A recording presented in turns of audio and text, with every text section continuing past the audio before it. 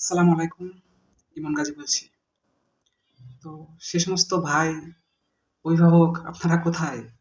কমিটিগুলো আটকায় রাখবেন না? ছাত্রলীগ, যুবলীগ, স্বেচ্ছাসেবক লীগ সহ আর যা, যা আছে। একবার তো সভাপতি সেক্রেটারি হতে পারলে ব্যাস, মাশাআল্লাহ। সারাদিন আপনাদের চামচামি করাবেন, আপনাদের তেলবাজি করা লাগবে।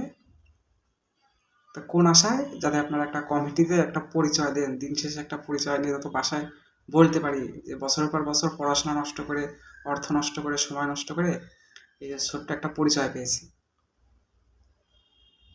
সেটাও তো হতে দিলেন না। তো এখন কই? এখন আপনারা করেন, আটকায় রাখেন। শুনেন, ওইসব বাদ দেন।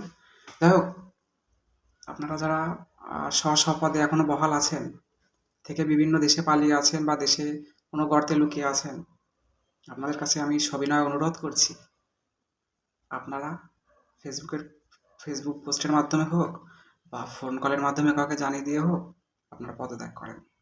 এই যে মাঠে যারা কাজ করতেছে না, কর্মী যাদের আপনারা পদ পদবি দেন নাই, এরা দেখেন, এরা দায়িত্ব নিলে অনেক কিছু করতে পারবে। এরা সঠিকভাবে দায়িত্ব পালন করতে পারবে। আপনাদের পালিয়ে পালিয়ে থেকে ওই পদ নিয়ে বসে লাভ কি? দলের লাভ কি? দেশের লাভ কি? না, আমার পরামর্শ থাকবে আপনারা পদত্যাগ করেন।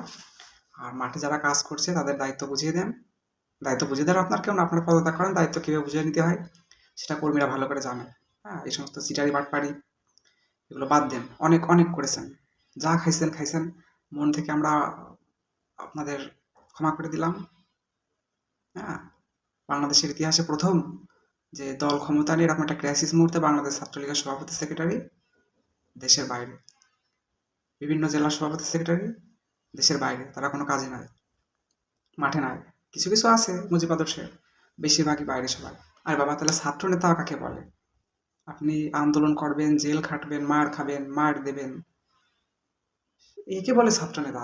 আর এখন আপনাদের অবস্থা হয়ে গেছে যে প্রবীণ আওয়ামী নেতাদের থেকেও অবস্থা আপনাদের বেশি খারাপ হয়ে গেছে। হ্যাঁ, আপনার ভুঁড়ি এমন বানাইছেন, শরীর স্বাস্থ্য এমন বানাইছেন, আপনারা দৌড়াতে পারেন না।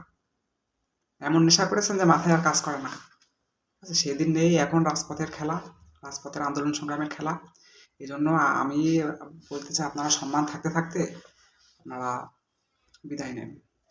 রাজপথে যারা জীবন ঝুঁকি নিয়ে কাজ করছে তারা সবসময় থাকবে রাজপথে।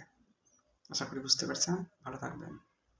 আল্লাহ আপনাদের হেদায়েত দান করুক এবং আপনাদের শুভবুদ্ধির উদয় হোক। জয় বাংলা, জয় বঙ্গবন্ধু।